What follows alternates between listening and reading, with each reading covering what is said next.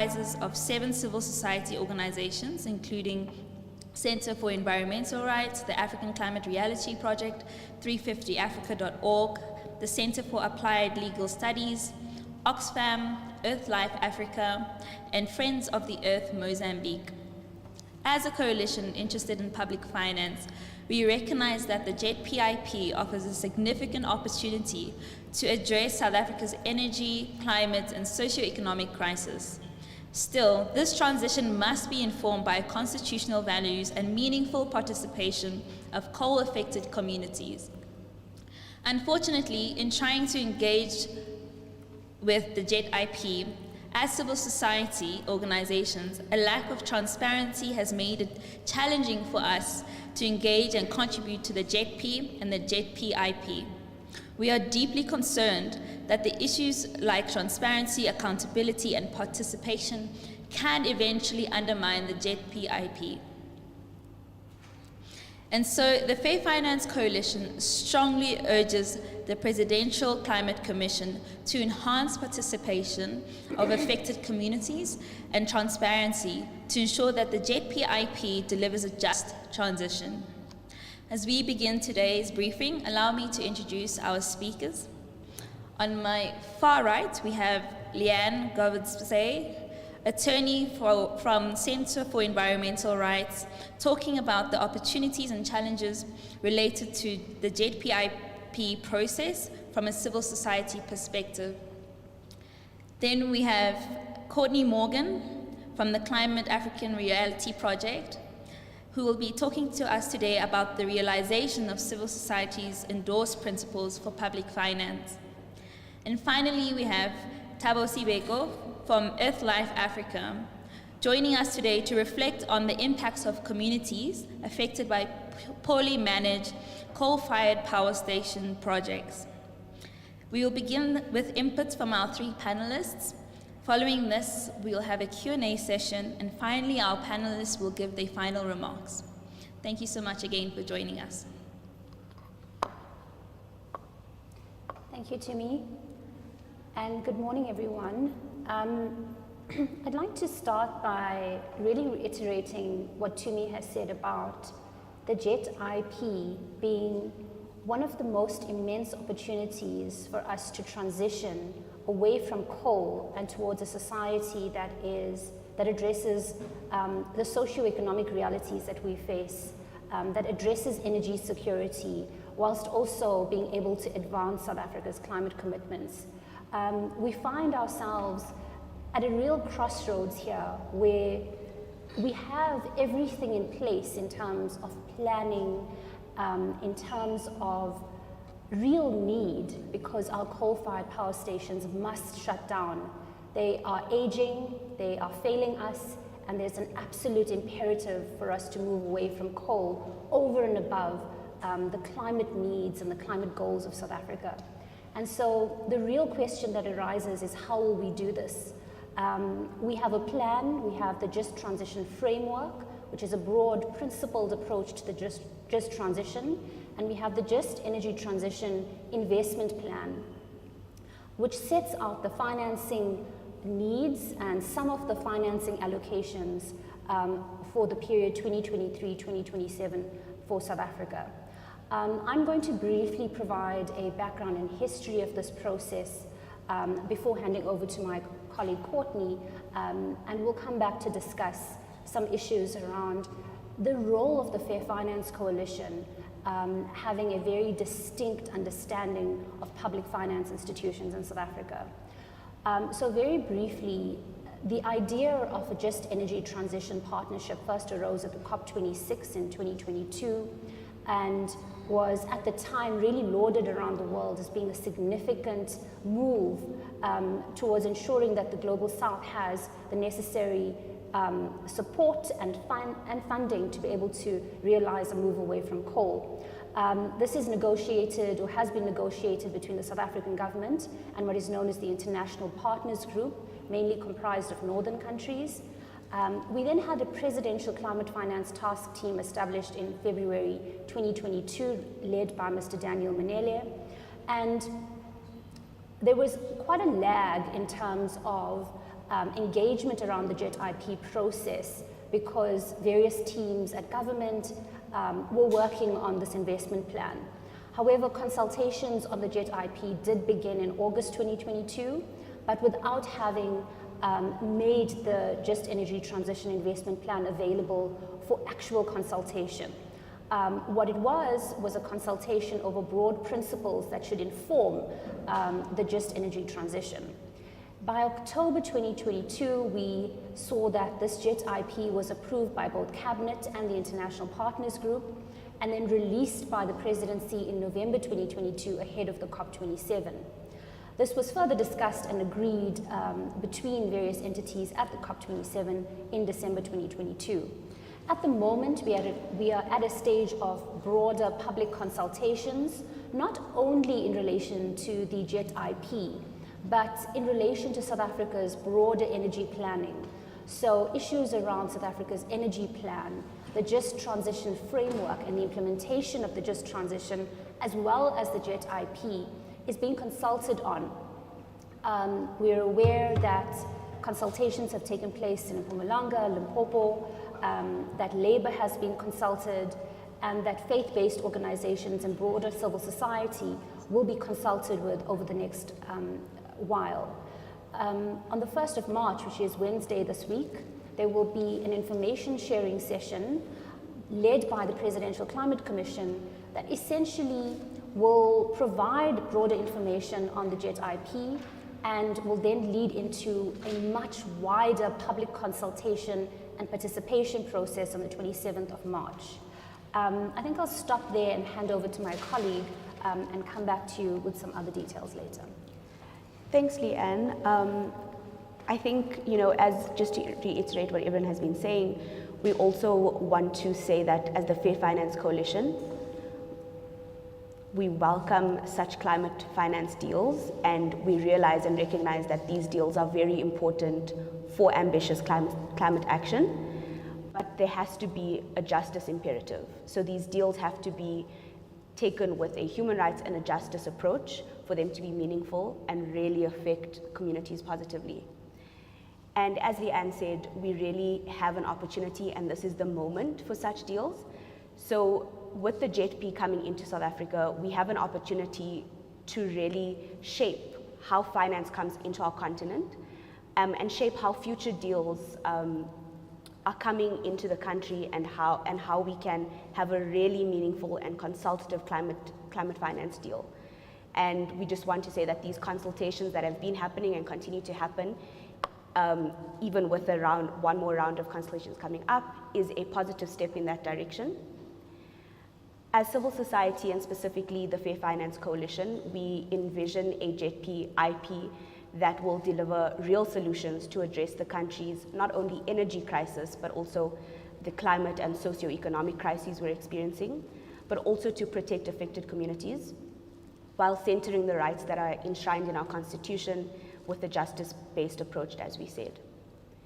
As the Fair Finance Coalition, we have developed a set of guiding principles for climate finance.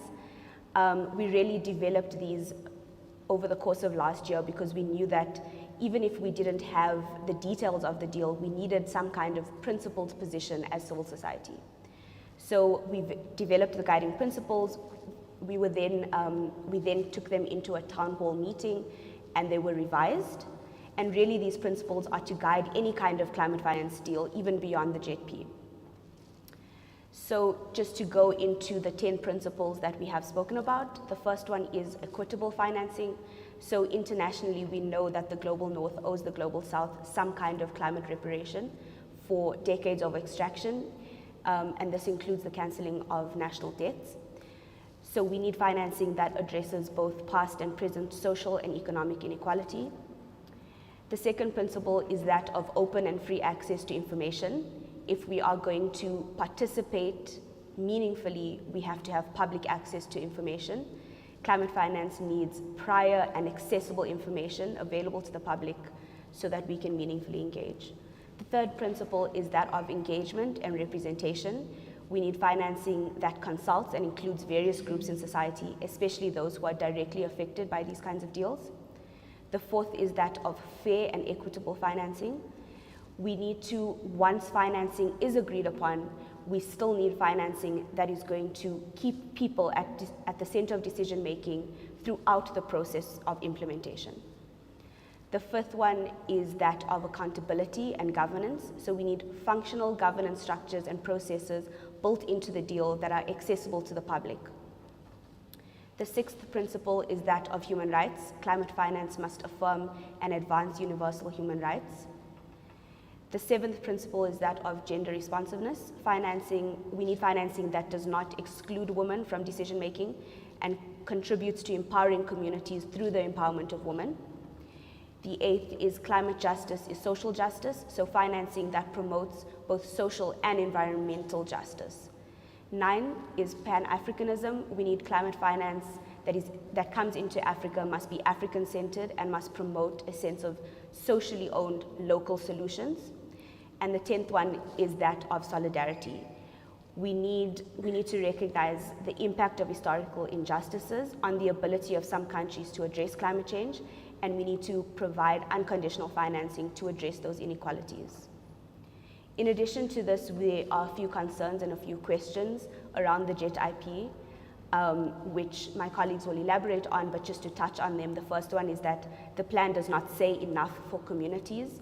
How is the deal going to create social security for communities and portions of our society who will be affected in the transition? And we mean meaningful support that enables people a dignified life. The second is that we know that communities are integral to the just transition and to the specific deal. We have seen that a large portion of the deal is going to infrastructure. How are communities giving consent? How are communities involved in skills development around these deals? And lastly, and very importantly for the Fair Finance Coalition of Southern Africa, is what is the role of development and public finance institutions? How are these institutions who have a mandate to develop, but also a mandate to use our resources in a way that is equitable and to preserve our environment, how are they going to be involved specifically in this deal? To what extent will they be involved? And most importantly, what are the regulation measures in place to monitor these institutions as well as the deal at large? I'm going to hand back to Leanne to speak more about some of the concerns we have. Thank you, Courtney. I think the first real to the expertise of the Fair Finance Coalition and the 7 members that comprise it. We have been engaging with development finance institutions, both their policies and their practices, for quite a while now. We understand how they operate, we understand both local development finance institutions as well as multilateral development banks. And given the crucial role of public finance institutions in the JET-IP, both as financial intermediaries and direct financiers of the JET-IP, we have to look at the opportunities as well as the risks related to the role of public finance institutions. While the risks are quite clear, we are potentially accumulating a massive amount of debt here. Currently, the $8.5 billion USD that has been mobilized includes about 63% concessional or blended finance, 15% guarantees, 4% grants, and 18% commercial loans. Bearing in mind, of course, that the $8.5 billion that has currently been mobilized is a tiny portion of what we need by 2027.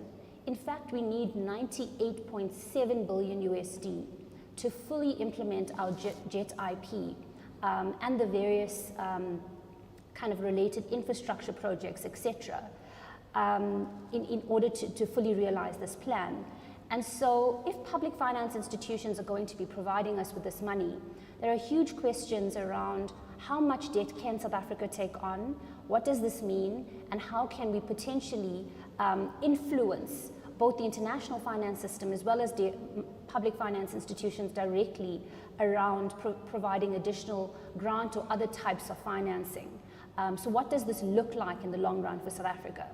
In terms of opportunities, there's something really significant about the fact that about 80% of the JET-IP funding will go to Eskom. Eskom needs to radically transform. It needs to close coal-fired power stations as well as build about 6 gigawatts of renewable energy per year up until 2027 and beyond. And so in this context of Eskom playing this immense role, while at the same time we've heard Andre de Ruyter say about 1 billion rand a month is being lost to corruption. He has resigned recently. There's instability with Eskom's leadership.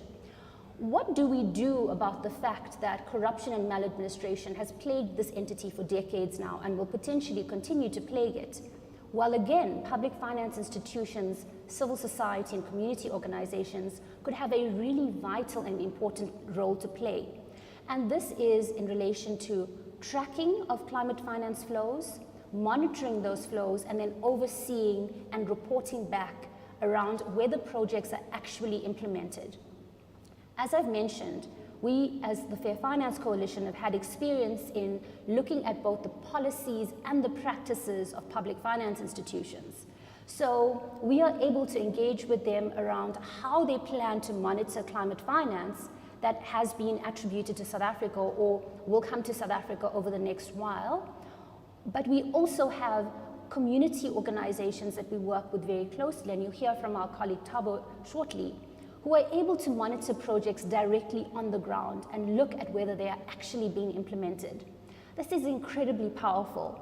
We are, together with community organizations, civil society, working with the right government departments, provided that they bring us into this process at an early enough stage, able to ensure effective oversight and monitoring of very precious climate finance that is needed for us to transform South Africa in so many different ways. You know, ultimately, we have an immense role to play here. And while we have said that there has been insufficient consultation in this process so far, I think what we're really saying here is that the Climate Commission, the Climate Finance Task Team, various government departments, including local government, can rely on civil society to play a useful, productive role here. We have solutions to offer. We have ways in which we can really oversee things and provide a layer of accountability. And if they view us in that light, it's not just about consultation. It's about embedding our participation into these processes to 2027 and beyond. And that's what we're really asking for here. This cannot just be about consultation over a plan. This is about participation in a process that affects South Africans over the long term, and is so vital to us being able to realize our climate commitments ultimately. I think I will stop there and hand over to Thabo. Yes, thank you very much, Leon. I think for us, this Just Energy Transition investment plan, there are three things that we see about it: the good, the bad, and the ugly of it. The good part of it is that finally our South African government has acknowledged that South Africa needs an investment plan to ensure that it meets the international climate change commitments, and also to protect particularly the marginalized communities impacted negatively by the fossil fuel industry, especially coal mines, coal-fired power stations. The ongoing Presidential Climate Commission,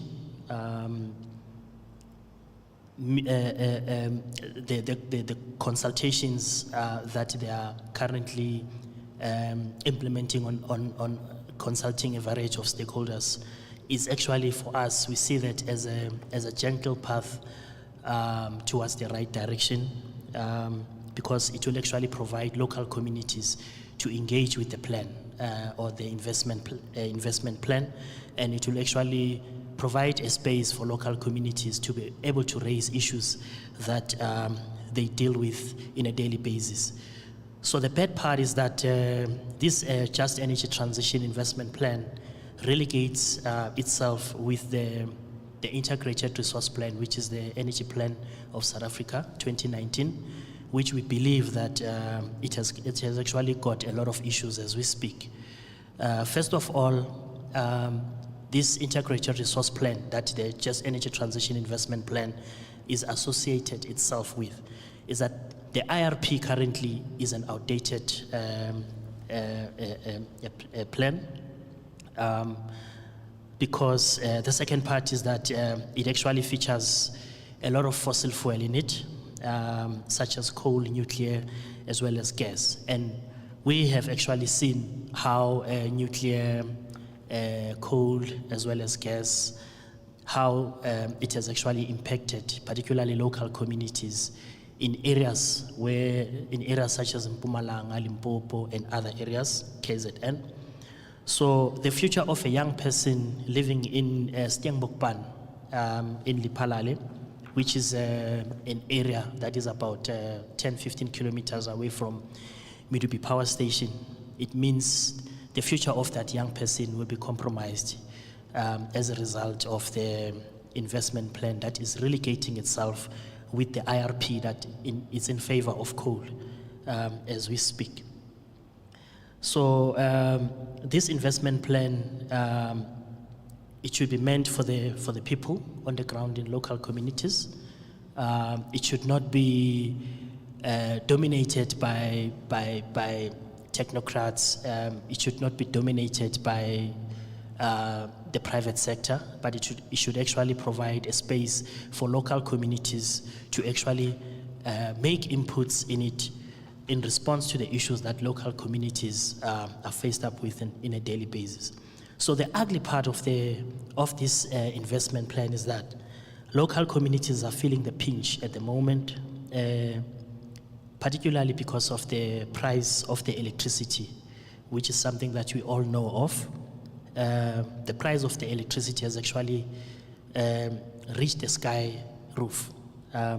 With the load shedding perpetuating poverty in local communities, forcing small-scale farmers and local businesses to fold up.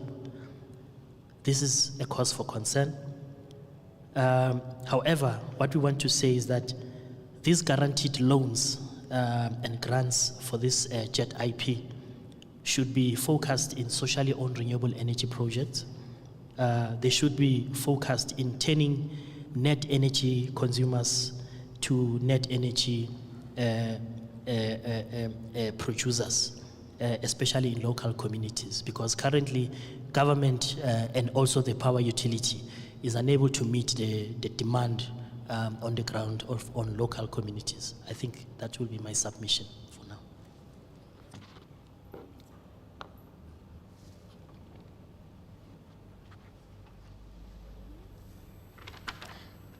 Thank you to our panelists for those eye-opening insights and reflections from Thabo representing affected communities. Before I think we give final remarks, I just want to give an opportunity to those in the room, those watching online, to ask any questions to our panelists.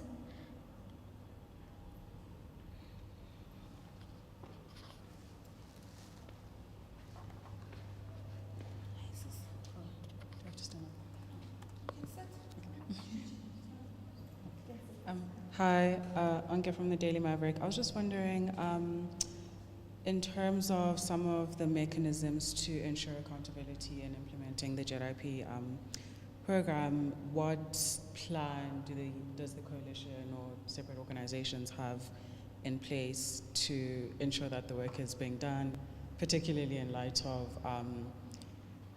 the high-scale level of corruption that is being faced at Eskom?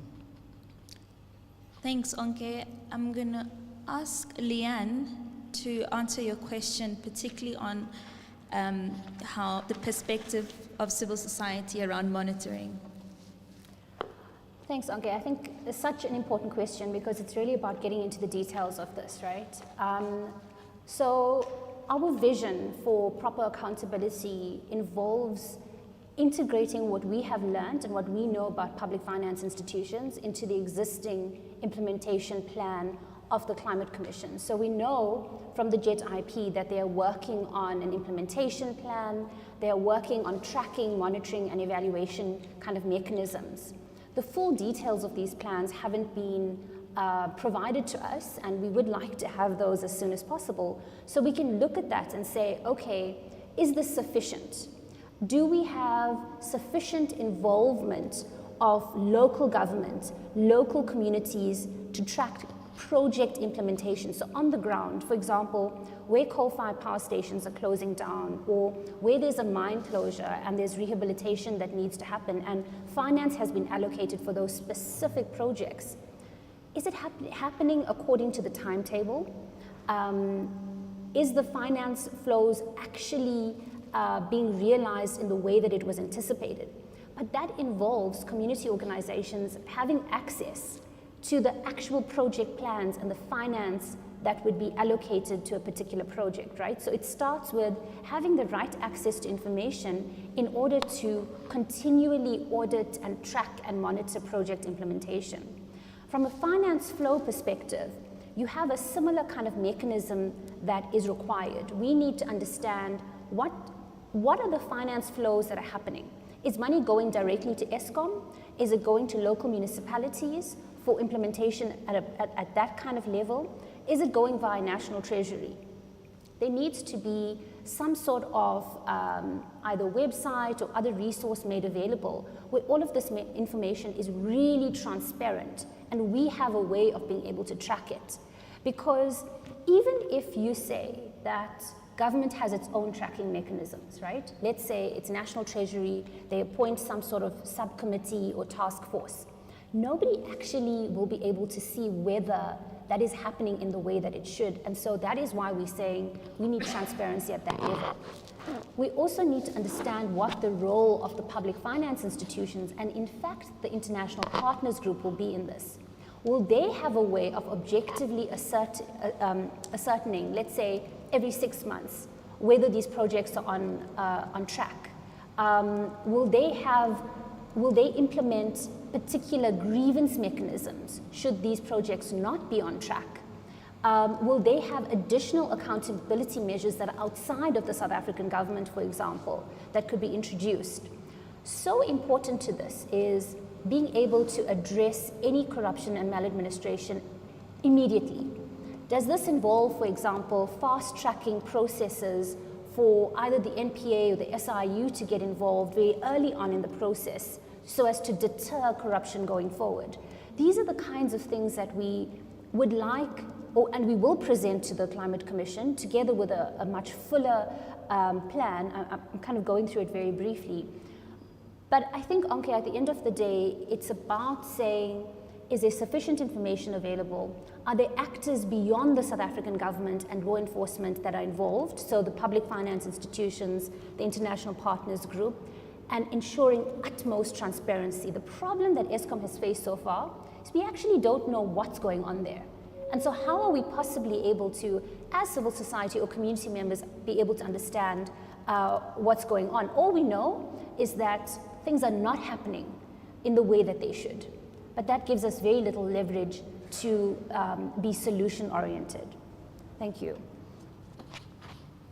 Thanks, Leanne, and thanks, Onke, for that question. Are there any other questions in the room or online? No problem. Yeah. Just to follow up, thank you for that answer. Are there any examples of similar projects that the organizations have worked on that might provide a sort of blueprint to what you're hoping to do with the JETP-IP? Yeah, okay, no, absolutely. I can give you an example of finance that was allocated to Eskom by the African Development Bank, the World Bank, as well as the New Development Bank. Actually, for the World Bank, there was a condition to the grant for the building of the Medupi power station that there should be the implementation of what is called SO2 abatement technology. That is to address pollution, SO2 pollution at the Medupi power station. These grants and these conditions were introduced as early as 2019, But to date, the SO2 abatement technology has not been implemented. We have some of the worst SO2 levels in the world, in some instances worse than in places in China, right? And so we have collectively, as the Fair Finance Coalition, written to these development finance institutions and public finance institutions to ask about, where has this money gone to? Why have you not overseen the implementation of these projects? Because communities are bearing the brunt of this pollution. And some of the responses that we have received is, well, some of the long-term agreements have lapsed, or they are continuing to oversee the implementation of the projects. We have also asked Eskom directly about what has happened to the money allocated for SO2 abatement, because quite recently they have said that they need about 30 billion rand to implement this technology. So we are not getting proper answers from Eskom. We are placing pressure on the public finance institutions. There have been responses that have come through from the World Bank. We know the African Development Bank is preparing a response. But you can see here that we are dealing with this kind of ex post factor, right? Like, this technology hasn't been implemented. What we're saying is that given our experience in dealing with the SO2 technology, abatement technology at Medupi, we can preempt some of these issues. We can develop really good kind of engagement processes with the various public finance institutions that are involved, and almost deal with some of these things before they arise, and potentially even prevent potential corruption, kind of, various types of leakage along the way. And so that's where we are at this point. We're saying we have experience in dealing with this. We can improve on those processes, and we can embed some of these processes into the existing mechanisms so that they actually work.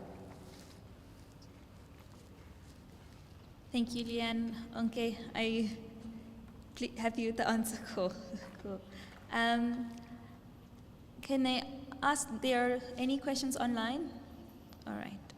And I'm going to assume that those were all the questions from the floor. All right, thank you so much. We're just going to now end with final remarks. Oh, okay. Ask.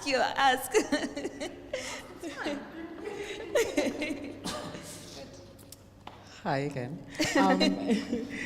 I don't know if some of you guys have seen the investigation on Daily Maverick this morning, but it was basically saying that the corruption is a whole syndicate at Eskom, and it's going to take so much to actually, kind of nip it in the bud.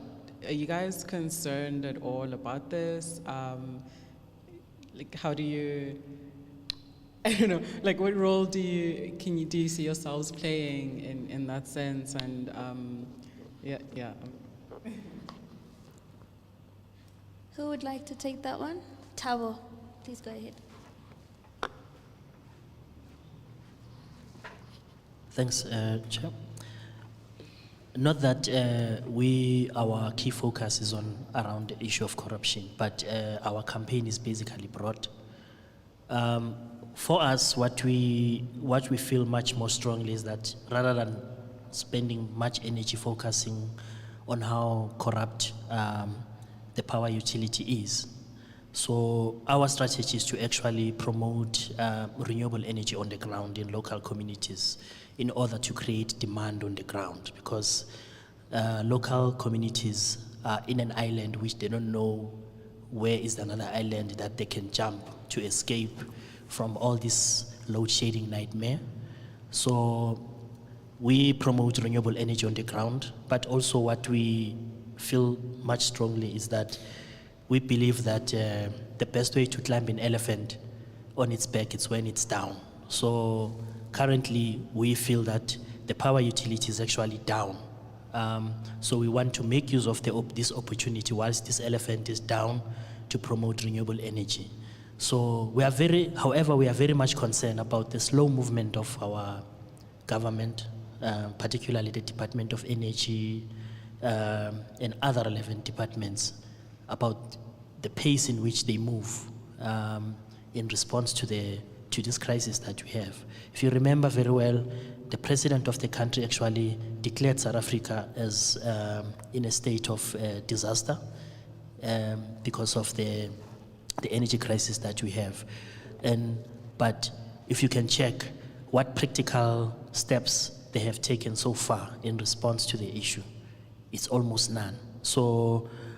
But for us is to promote renewable energy on the ground, because local communities, most of them are aware of the technology, but people have no sense of touch and people have no details on how this renewable energy, particularly the solar panel, just a simple solar PV technology, local communities are unaware. But also the issue of affordability is actually also one other aspect that we feel that by now, at least in response to the state of disaster, at least each and every house should actually own a panel, just a simple small 3 kilowatts, just for people to meet the basic needs. And we have seen this, how responsive our government was during the outbreak of the COVID-19. So why not, now that we have this state of the disaster, why there is non-implementation or action, why there is a slow movement? I think those are the questions that maybe we need to, our takeaways that we need to go back to our participants, constituencies, to start having discussions around that and formulate a position going forward. Thank you so much, Thabo. Leanne, Courtney? Yes, I think just to add, okay, is also the role of public finance institutions. That's what we were talking about. We need to know how the money is flowing into the country so that we know also who to monitor, right?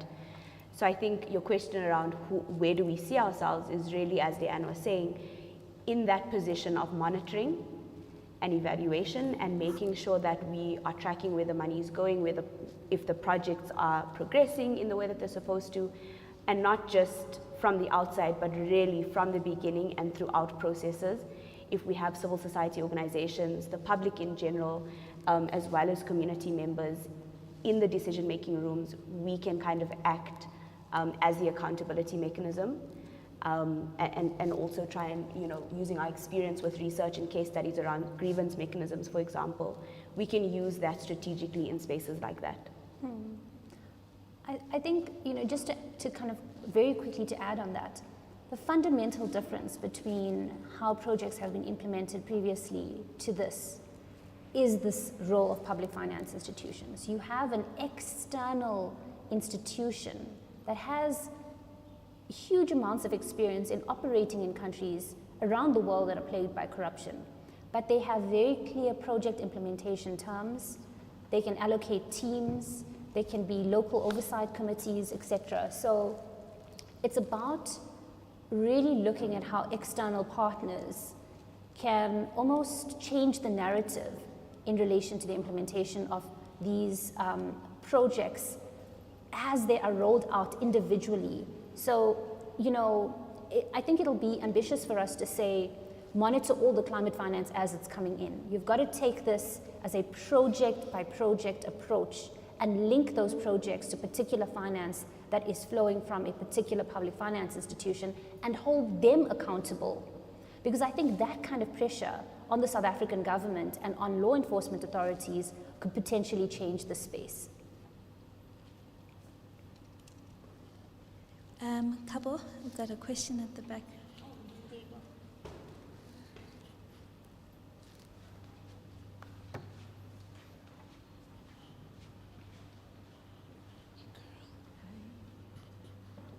Hi everyone, and I think it's also about going beyond civil society organizations and formations. I think we need the public to really understand and recognize that they are also welcome in this space, and you don't have to come from specific formation in order to participate. I think what we're trying to do with this event, but also going into Wednesday's briefing, is really trying to get people to participate, but be informed before they are participating in these spaces. So making sure that we as the Fair Finance Coalition can provide some of that information, can provide some of that guidance, but there are also other organizations that can do the same thing. So how are we equipping the public to go into these spaces and have their voices heard? And I think really importantly, obviously the information sharing is important, but really the consultation on the 27th of March, which we can share more detail on, is where we really need, and when we have a couple of weeks to convene as civil society, as the public, to prepare for that and to make sure that we have a position, a principled position, and information where we can speak on the deal confidently without being pushed out of the room. I think that's really one of the goals.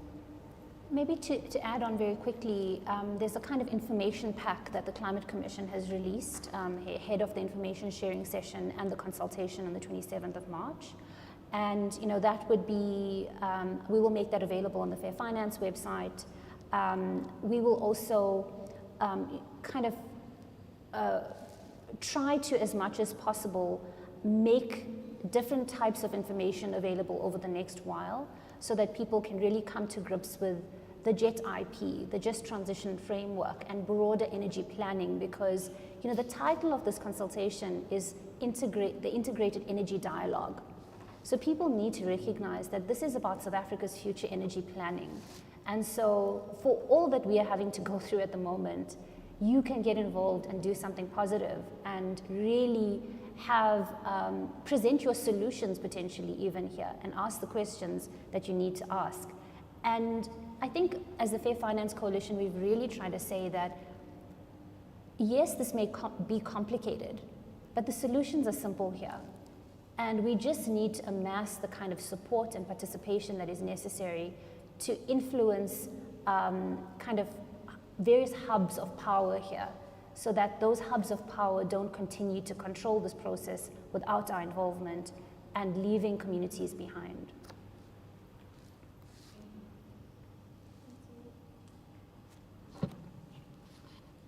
Yes, Anke? Wait.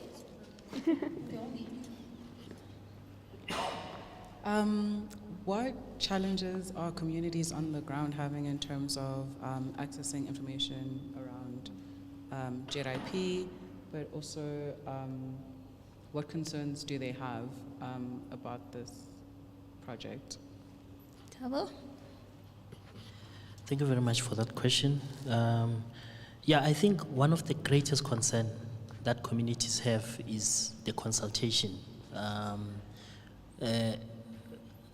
Local communities have actually learning from the past experiences that the way in which consultation, particularly about these plans such as this one, people are not consulted, not everyone is actually consulted, and not everyone is able to actually form part of the consultation process, because some of these consultation process, they take place in areas which are far away from where people live.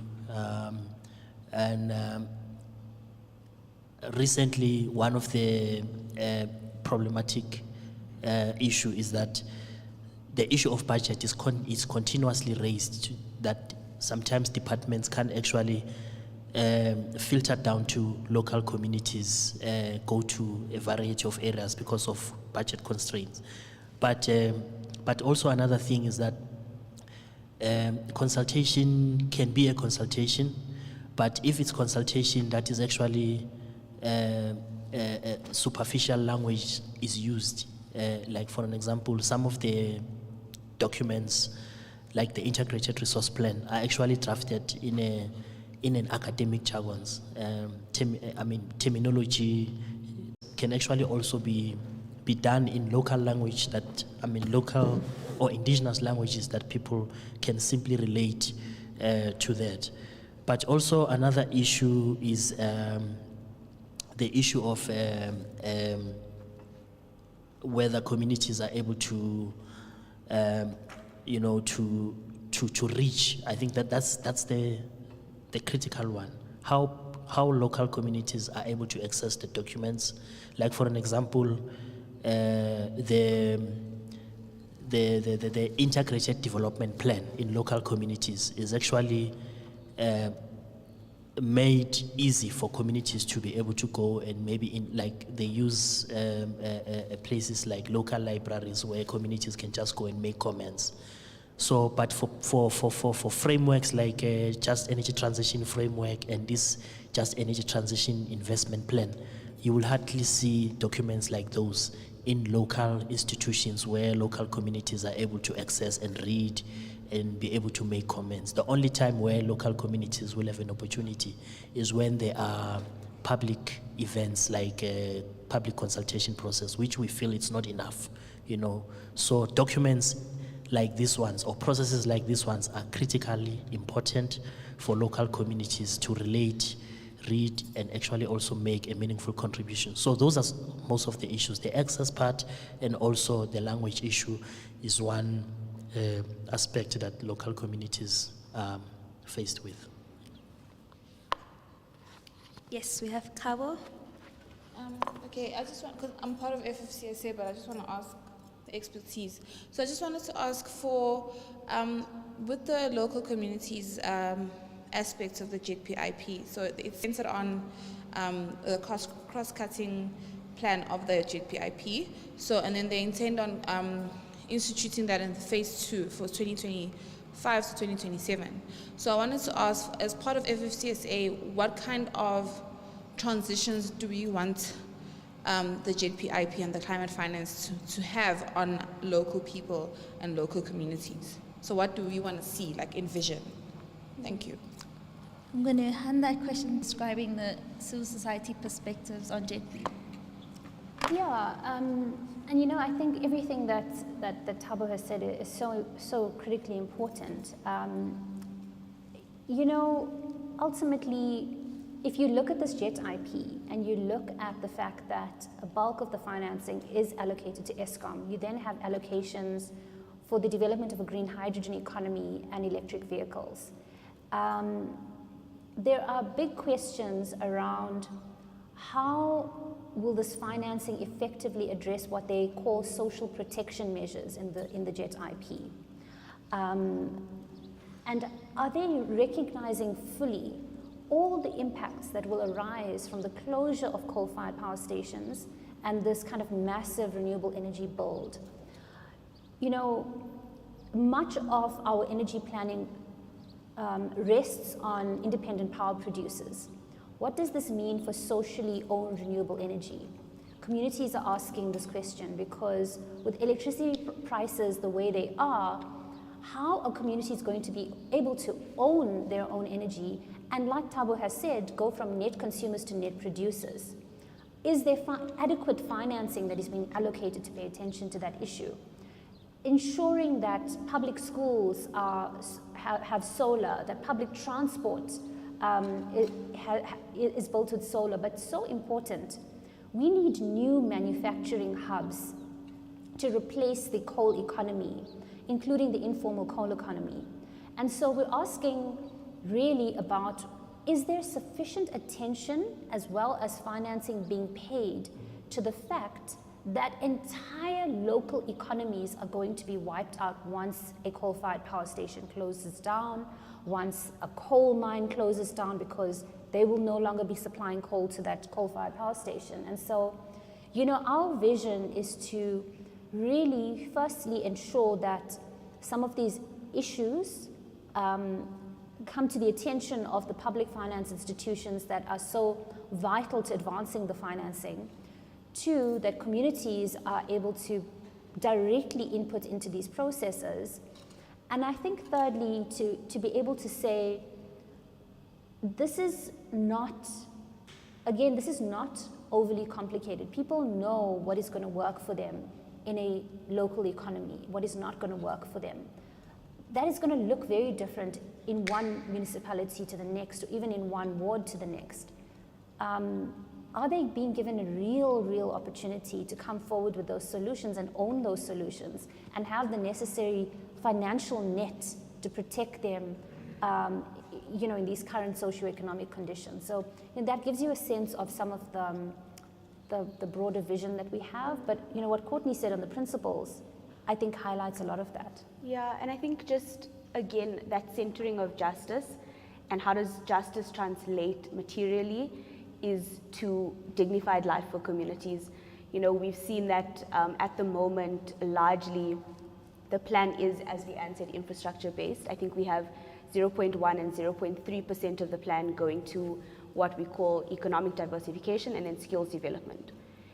That is kind of what we've been told is where communities come in. That is far from sufficient for what we need if we're going to have a justice and human rights approach to this kind of deal. It can't just be an energy transition, and it can't just be an infrastructure plan. It really has to be a just energy transition plan.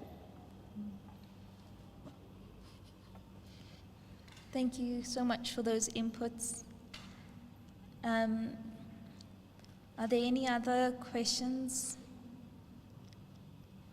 All right. So this session's been really informative. And I just want to try to string some of the pieces together before our panelists give their final remarks. And so really, Unke, you asked a question about, you know, Eskom's corruption. And we really see this as a really blatant display of how bad corruption can get in our country. And particularly for a utility like this, that is clearly failing to serve our communities. But then to Tabo's point is that the JETP-IP is really an opportunity to begin this transition away from Eskom, or away towards renewable energies, transitioning the utility to be able to allow it and ensure that it serves communities. And really the JETP giving us an opportunity to then systematically address climate change, the socioeconomic crisis, and our energy crisis in South Africa. And central to that, and again what Thabo tried to emphasize, is that this can only be just if communities are involved, and we spoke about meaningful participation, and I think Thabo really brilliantly described what meaningful participation looks like. And then as civil society organizations organized under the FSCSA, we also then want to, you know, draw attention to the role of PFIs in this transition as well. So we'll conclude now with just some final remarks from our speakers. Thank you so much, Tumi. You know, members of the Climate Commission have often said that this JET-IP involves a whole of society approach. And I think that this is really going to be tested in the months to come, in the years to come. Is this going to be about them assessing what society needs, what communities need, or are they really going to embed community involvement into these processes to address a number of the issues that we've raised? I think as the Fair Finance Coalition, we have a particular expertise in also understanding the role of public finance institutions, and we can only hope that they utilize our expertise and our experience going forward.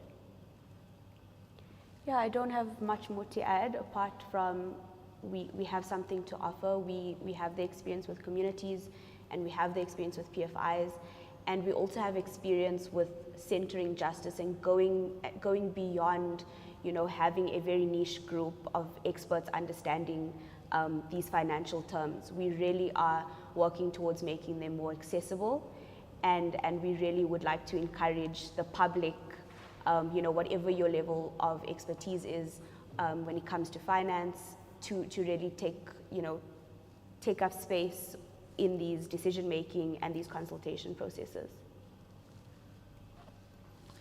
Yeah, I think these public finance institutions, including the commercial banks, should actually invest in local communities. Solutions lies right on the ground where real issues are taking place, and that is in local communities. So they should actually invest more in local communities, particularly in areas where communities are directly affected by coal-fired power stations and mines, in areas where there's water scarcity and where, the huge existence of mines and coal-fired power stations are there. So the financial institutions, this is an opportunity. And whilst we're still in this energy crisis, they can actually invest on an alternative, and the alternative at this stage is renewable energy, So, and the best way to actually try and test and have a true demonstration of the technology is right in local communities, because that's where pressing issues are taking place. So, yeah, thanks, Mr. Thank you so much to everyone giving your time to be with us today. Those watching online, thank you so much for joining us. Thank you to our panelists for giving us those really important insights and really just trying to open up this discussion on the JET-P and JET-IP. Those in the room, there is a ton of food. I don't know if you have skaftin or what, but please take it. I'm going to ask the people in the kitchen if they've got takeaway stuff. But thank you so, so much for coming through.